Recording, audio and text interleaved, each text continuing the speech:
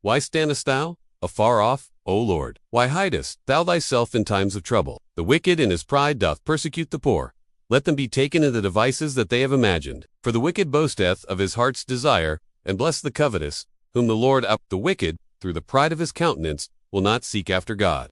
God is not in all his thoughts. His ways are always grievous. Thy judgments are far above out of his sight. As for all his enemies, he puffeth at them. He hath said in his heart, I shall not be moved, for I shall never be in adversity. His mouth is full of cursing and deceit and fraud. Under his tongue is mischief and vanity. He sitteth in the lurking places of the villages. In the secret places doth he murder the innocent. His eyes are privily set against the poor. He lieth in wait secretly as a lion in his den.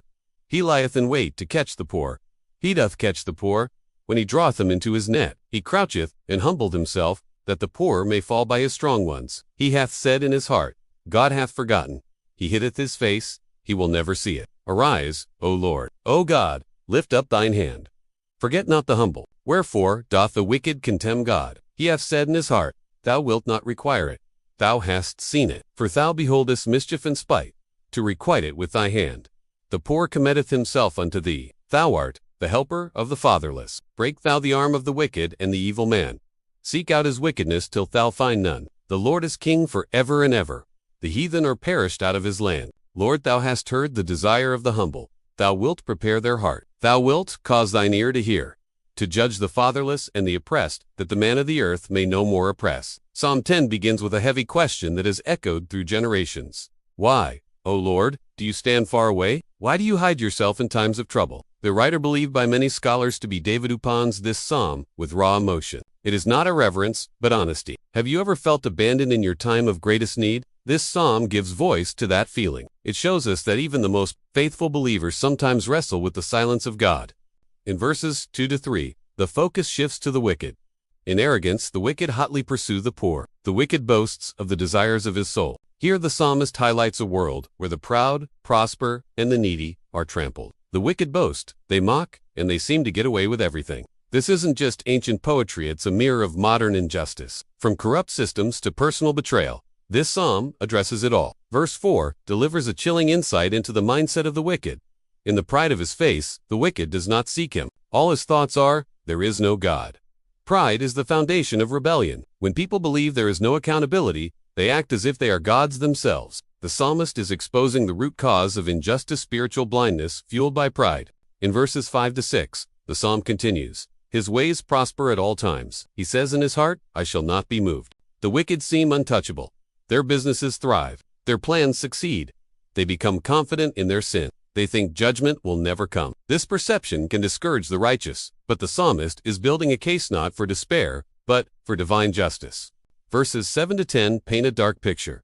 His mouth is filled with cursing and deceit. He lurks in ambush like a lion in his thicket. The wicked are described as hunters, using deceit and power to prey on the innocent. These verses are just poetic. They reflect the very real oppression and cruelty faced by the weak throughout history. From David's time to today, injustice wears many faces. The psalmist wants us to see it, clearly not to frighten us, but to remind us that God sees it too. Then comes a turning point in verse 11.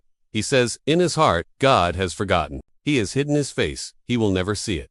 This is the tragic illusion of the wicked. They mistake God's patience for absence. But Scripture reminds us in many places that though God may delay, he never ignores. Just as in Habakkuk and Ecclesiastes, the message is consistent. Justice delayed is not justice denied. The cry returns in verse 12.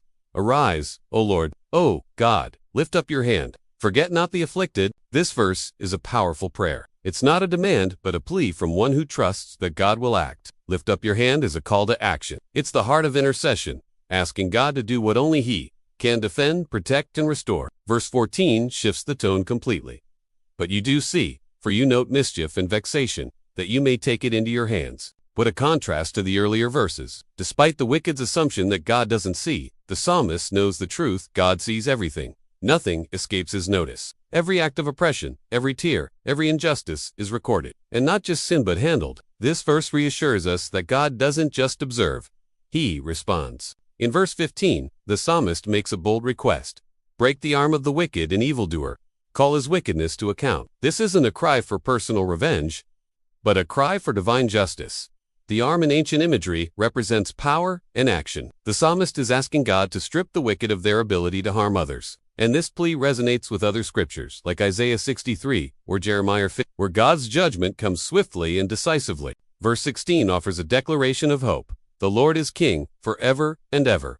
The nations perish from his land. While the wicked rule temporarily, God reigns eternally. Earthly rulers come and go, but the throne of God stands firm. In times of injustice, we must lift our eyes above earthly systems and remember that our true king still reigns. Finally, verses 17 to 18 bring the psalm to a close. O Lord, you hear the desire of the afflicted, to do justice to the fatherless and the oppressed, so that man who is of the earth may strike terror no more. This is God's ultimate answer, not only to hear, but to act. His justice extends, especially to the most vulnerable, the orphan, the oppressed, the poor. God's intervention isn't just spiritual, it's societal. He defends the defenseless. Psalm 10 is both a lament and a lesson. It teaches us how to cry out in confusion without losing faith.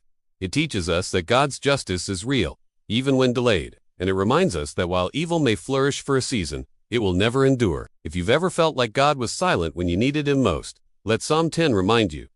He is never truly absent. He sees, he remembers, and in his perfect time he acts.